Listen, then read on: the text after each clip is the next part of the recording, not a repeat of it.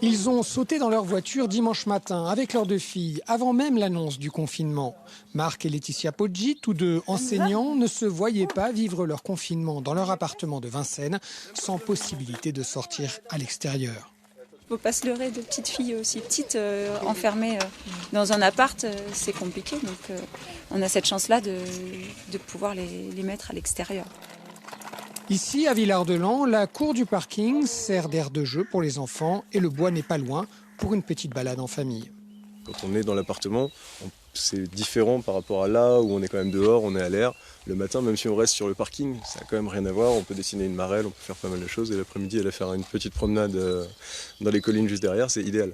On a pris cette décision en connaissance de cause. On ne serait pas allé s'enfermer dans une montagne quelque part très loin des sentiers battus.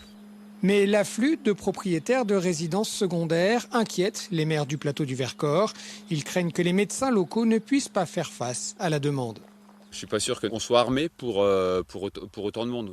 On est armé pour quand on a les 12 000 habitants permanents du plateau. De temps en temps, on a les pics de stations de ski. Mais là, sur une longue période et puis sur une crise qui est telle qu'elle nous attend, je ne suis pas sûr que ce soit la meilleure idée. Des maires qui constatent néanmoins que les départs de randonneurs en montagne ont nettement diminué. La verbalisation de randonneurs à raquettes par le PGHM hier n'y est sans doute pas étrangère.